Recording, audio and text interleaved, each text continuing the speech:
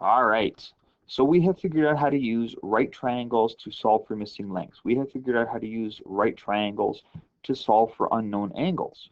What we haven't done is explored when to do what and how, which is kind of a vague statement, but you're going to find that using trig to find for an angle, using trig to find for a length, in and of itself is fairly easy. What gets hard is remembering which trig ratio we're using, and am I using that stupid shift button or not, because that's what's going to really mess you up.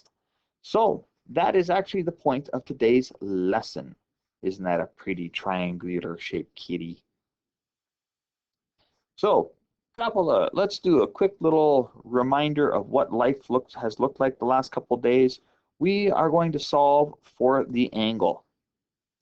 Go ahead. Excellent job. You're all stupendous. Of course, every one of you did this.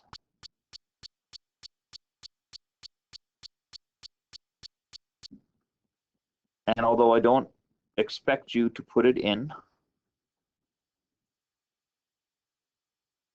because the whole point of today's class is to remind you how to do all this stuff, we're going to remind you how to do all this stuff.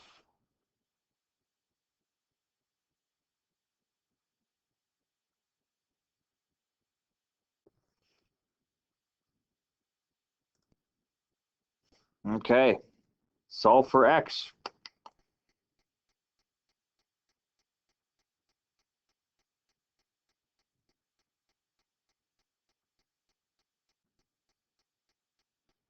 Now,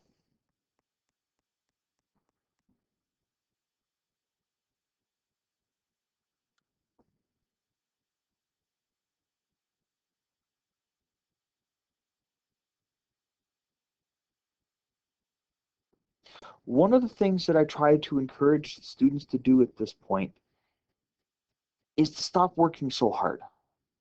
Most of you guys would type in cos 60, write down whatever the first four digits are of that value, and then multiply it by 0.5 by 35.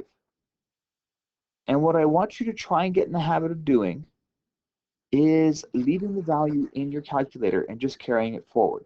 Still write down the 4 decimal places for me, or in this case, just do it. Okay?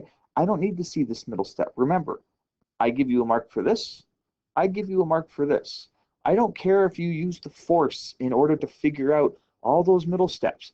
Doesn't matter to me in the slightest.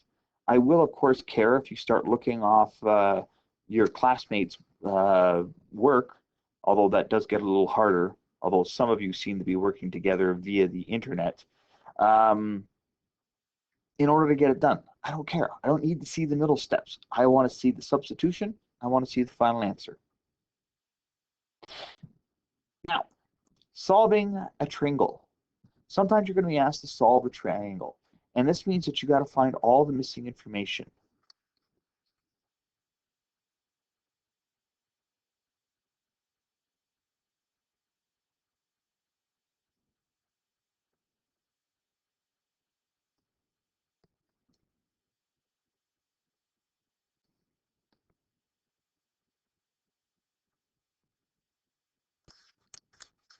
And while, yes, this is a trig unit, make use of the knowledge that you already have.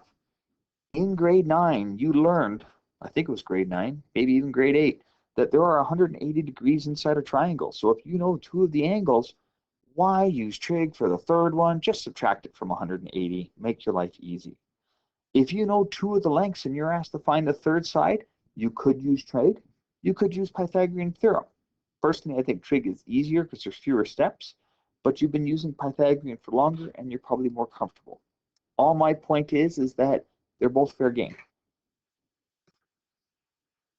So solve this triangle. The angles are already done, so don't have to do anything with that. I do, however,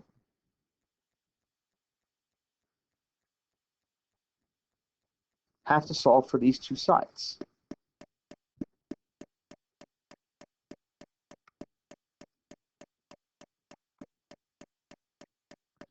That should be an A, not a 9.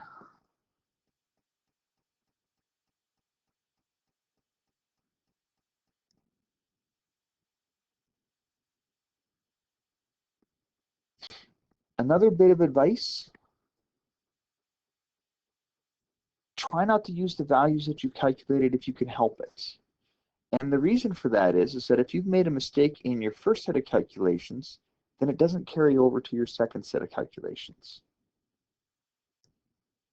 Right? Like I could have used, once I have value of A, I could have used 10.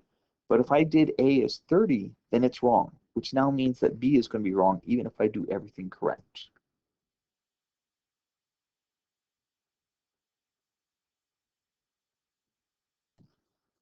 Oops. Sorry. Should be a C. A C. Slightly different. Now we have 2 of the 3 sides and none of the angles. So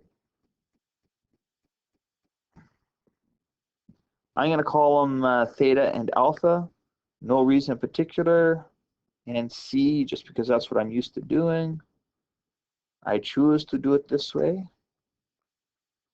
And I'm kind of following my own advice. I'm using as little constructed knowledge as possible and just relying on what the question gave me, which is why I'm using Pythagorean instead of, like I suggested, that it was just simply easier. 18.0.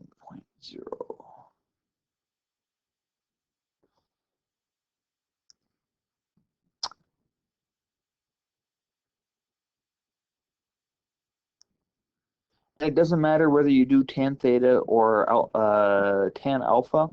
Actually, once you have C, you could really use any of the trig ratios. But again, I'm following my own advice and I'm relying on the values given to me in the question so that if I did make a mistake using Pythagorean theorem, there is no mistake, or at least it's a whole new set of mistakes in the next one.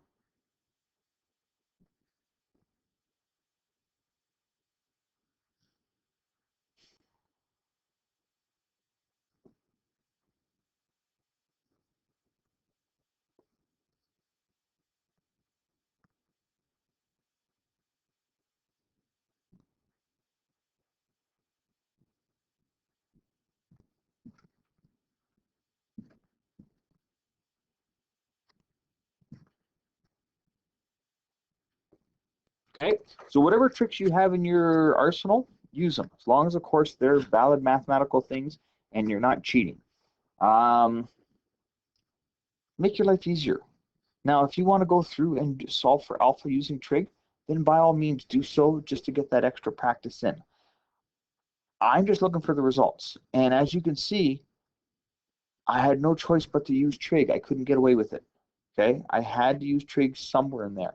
So you're going to get the practice no matter what. Okay, now this one, there is a handout. So you're going to have to download that and work from there. All right, guys, have yourselves a good day.